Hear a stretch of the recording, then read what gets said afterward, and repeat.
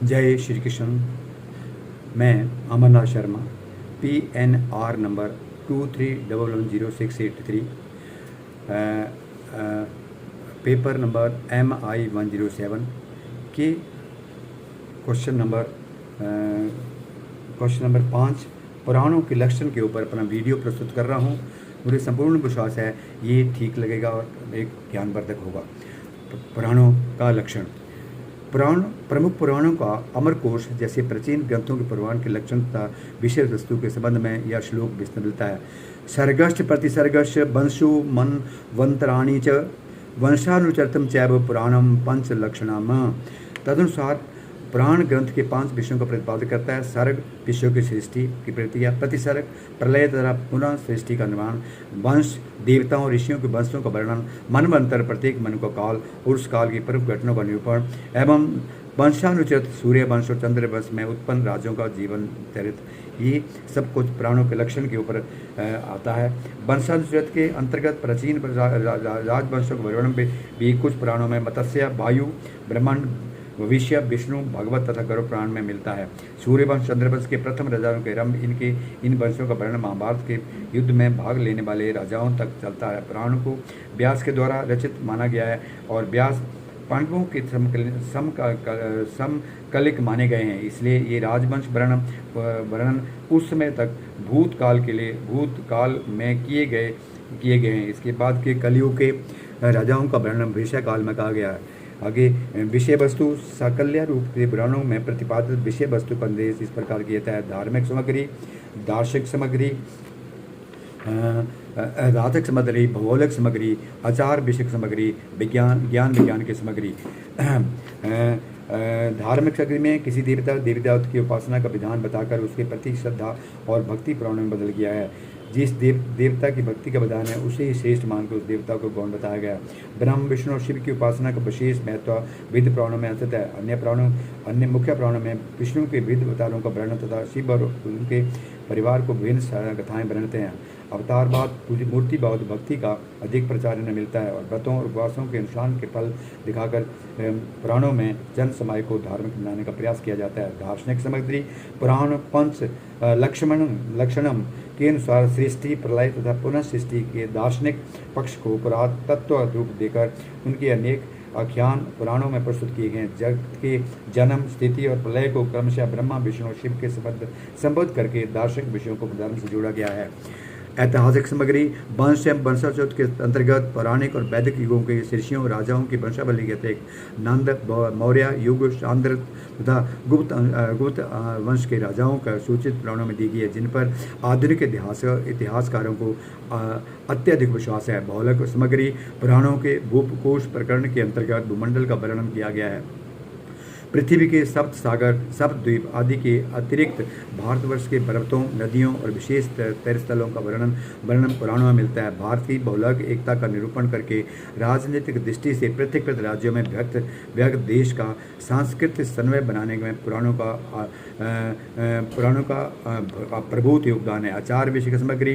पुराणों में दान, दया, अतिथि सेवा, सर्वधर्म समभाव, उदार दृष्टि, व्रत के प्रति निष्ठा इत्यादि मानवीय युगों का प्रकाशन कथाओं को द्वारा किया गया है। सद्गुणों के प्रति आकर्षण और दोषों की निवृत्ति के लिए स्वर्ग और नरक का काल्पनिक वर्णन करके जन्म वर्ग में नैतिक नियंत्रण का प्रयास पुराणों में पर्याप्त रूप से किया गया है।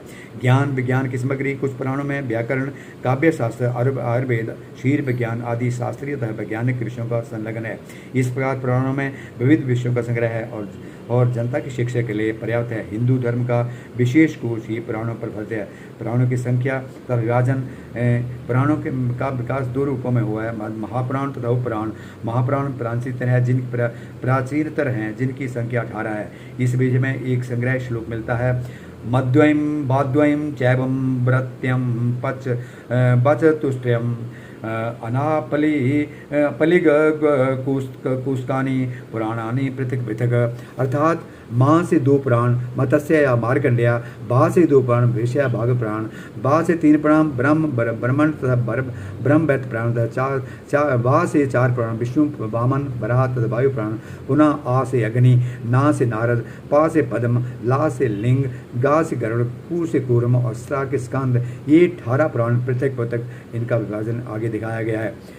उपपुराण भी संख्या में 18 गाए गए हैं। सनत कुमार, नरसिंह, स्कांद या शिव धर्म, आचार्य, नारदीय, कापिल, औशनक, वर्ण, कालिक, कालिका, महेश्वर, साम और सूर्य, पराशर, मार्च, भार्गवत, आनंद। यह सूची विविध पुराणों का उपकरणों में पृथक पृथक है। कहीं चंडी पुराण, मानव पुराण, गणेश पुराण, नंद पुराण, विष्णु धर्मोत्तर इत्यादि का भी उल्लेख है। इसमें अधिक संख्यक उपकरण उपलब्ध हैं। पौराणिक सामग्री से इनकी रचना हुई है। स्पष्ट रूप से यह विभाजन पुराणों को विभाजन वैज्ञानिक दृष्टिकोण से प्राचीन परिवर्ती के रूप में होता है। प्राचीन का अर्थ पंच लक्षण को स्वीकार करना है। तदनुसार वायु, ब्रह्मांड, मत्स्य और विष्णु पुराण को प्राचीन कहा गया है। अन्य पुराणों में इसका अनुपालन न होने से वे परवर्ती हैं। पुराणों का अन्य विभाजन सात्विक, तामस और राजस के रूप में है, जो क्रमशः विष्णु, शिव और ब्रह्मा या अन्य देवताओं को महत्व देने का आधार है। स्पष्ट रूप से विभाजन वैष्णव दृष्टिकोण का परिचय है। इसके अनुसार पुराण इस प्रकार विभाजित हो सकते हैं: सात्विक वैष्णव पुराण विष्णु, नारदीय, भागवत, गरुड़, पद्म तथा बराह। तामसिक शैव पुराण मत्स्य, कूर्म, लिंग, शिव, अग्नि, स्कंद। राजस ब्रह्म पुराण ब्रह्मांड, ब्रह्म वैवर्त, मार्कंडेय, ब्रह्म, वामन तथा विषय। जहाँ तक देवताओं की प्रशस्ति का प्रश्न है, स्कंद पुराण में 10 का संबंध शिव से है, 4 का ब्रह्मा से है और 2 का देवी और विष्णु से समान माना। यह स्पष्ट शैव दृष्टिकोण है।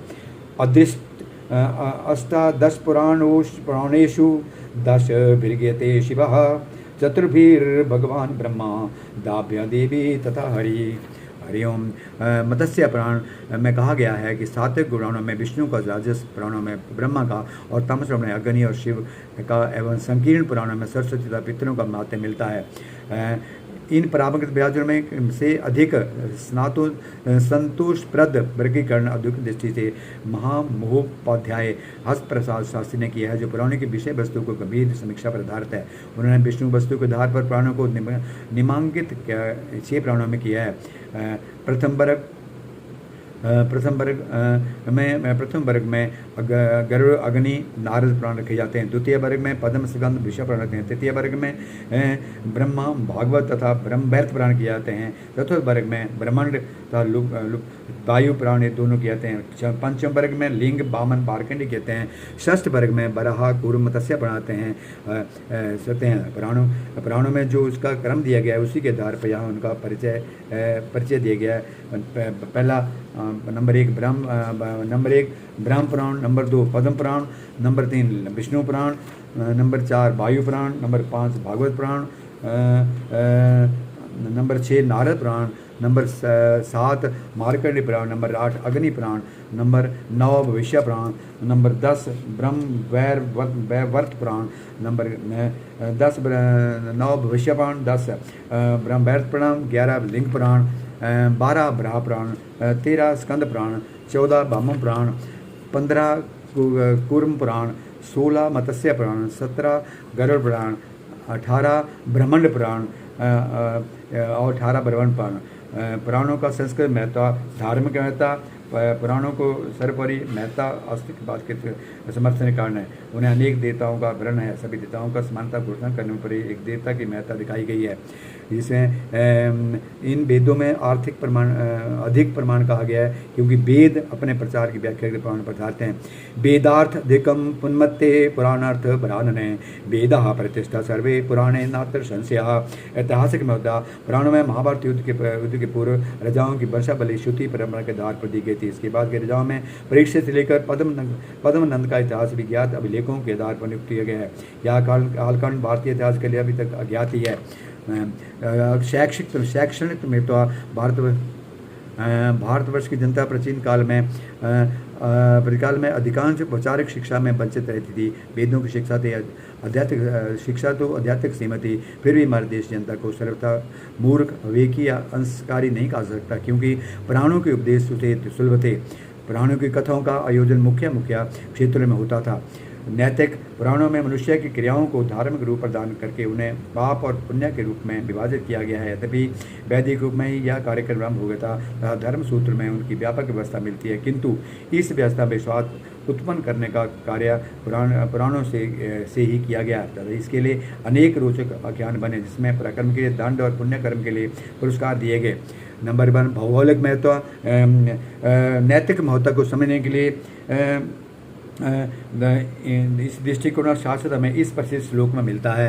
अष्टादश पुराणेषु व्यासस्य वचन द्वयम् परोपकारम पुण्याय पापाय परिपीडनम। भौगोलिक महत्व। अनेक पुराणों में भूकोश प्रकरणों देकर समस्त भूमंडल का अध्यात्मक ज्ञान देने का प्रयास किया है।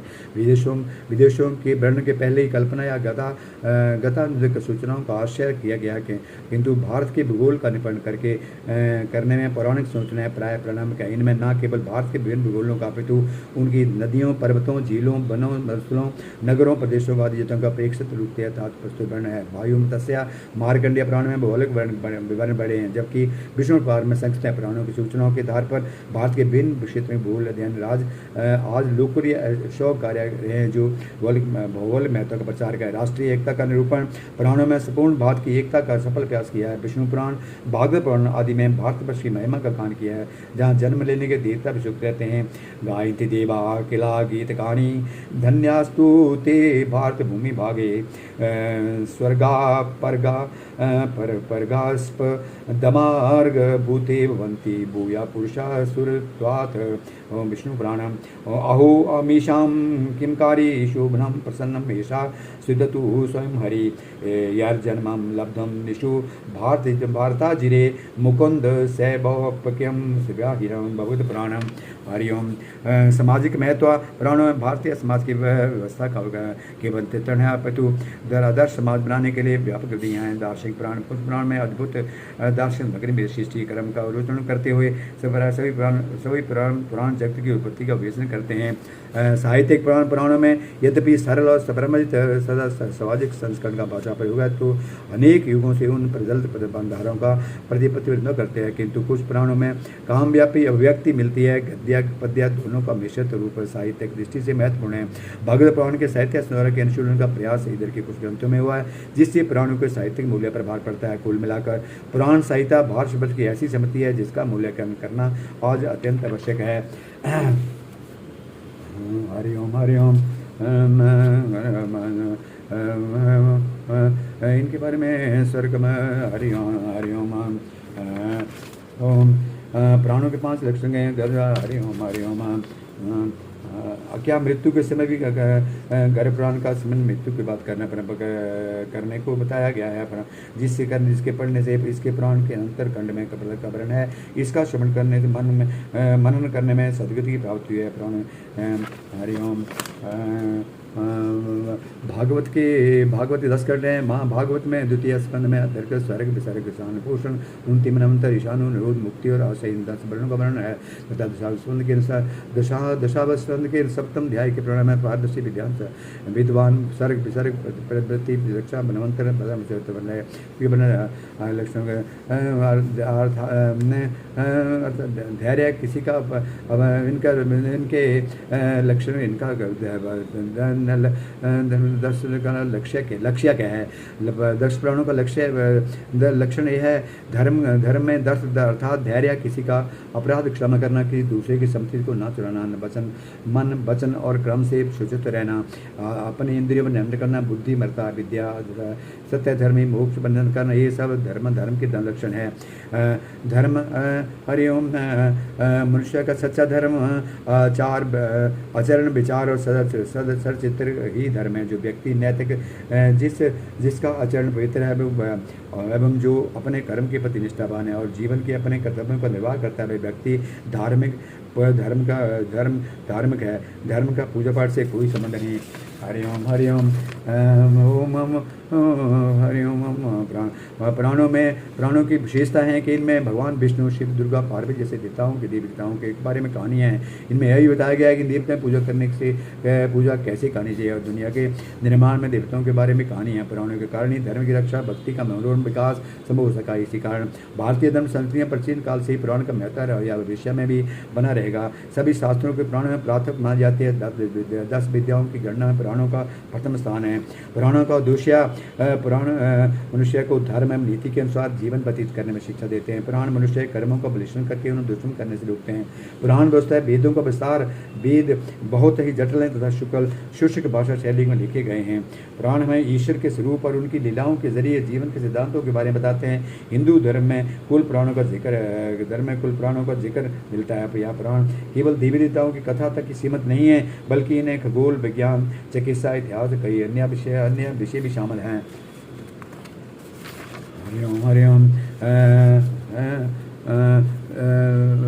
सूक्ष्म विवेचन करने से आप पुराणों के 5 लक्षणों 10 लक्षणों का अंतर्भाव सूक्ष्म विवेचन करने से निष्कर्ष निकलता है कि अन्य पुराणों में सर्ग, प्रतिष्ठिक आदि के पुराण 5 रहते हैं। श्री भागवत पुराण तथा ब्रह्मवैवर्त पुराण में इन्हीं को विस्तार कर 10 लक्षणों के रूप बताया है। 10 लक्षण वाले पुराण को महापुराण माना जाता है। 5 लक्षण पुराण को उपपुराण मानने की बात श्रीमद् भागवत से ब्रह्मवैवर्त पुराण में कही गई है। इसका तात्पर्य मात्र यही है कि इन पुराणों में ही मनुष्य मुख्य रूप से लक्षण पुराण मान्य नहीं है। यदि लक्षणों के आधार पर माना जाए तो पुराण गिनती में केवल श्रीमद् भागवत और ब्रह्मवैवर्त पुराण माने जाए। अन्य सभी को उपपुराण मानना हो, इनसे ही कहीं अति व्याप्ति होगी और तो कहीं व्याप्ति है। विष्णु पुराण, पद्म पुराण, स्कंद पुराण, मत्स्य पुराण, वायु पुराण आदि में यद्यपि 10 लक्षणों की बात स्पष्ट रूप से नहीं जाती थी, तभी सभी विषय इनमें आ गए हैं। इस दृष्टि से इन्हें ही पुराण बनाता है। इसी प्रकार से भागवत पुराण, भागवत विष्णु पुराण में भी अद्भुत मान्य है। दोनों के विषय प्राय मान्य है। ऐसी स्थिति में विष्णु पुराण को पुराण कदापि नहीं कहा जाता। अतः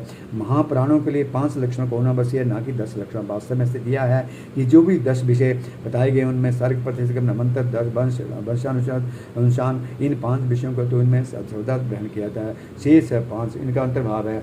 हरि ओम है ओम ओम हरि ओम माधु रामम तपो बनाधिगरम हत्तो क्या सुनो मधि हरण चरायु मरणम सुग्री से बालनम बालिराम निकापुरिदान पाशा रावण को मरणम एतत् श्रीमद् रामायणम आदो देव की देव गर्दन गोविगे बदनम माया पूतनम जीत वर्णन गौर सीधन कौरवाधिन कुंती सुरबल एतत् श्रीमद् भागवतम श्री कृष्ण व्रतम भगवद गीता का भी भगवान कृष्ण श्रीमद् भागवत पुराण में प्रसंग महाभारत के कुरुक्षेत्र के मैदान में अर्जुन को दिया है। ओम श्री कृष्णाय नमः। श्री वसुदेव सुदेवम कंसारुमरणम देवकी परमानंदन कृष्ण बंदे जगदरुम योगेश्वर सत्यनंदन वासुदेवम ब्रजप्रियम धर्म संस्थापकम वीरम कृष्ण बंदे जगदरुम कृष्ण बंदे जगदरुम कृष्ण बंदे जगदरुम।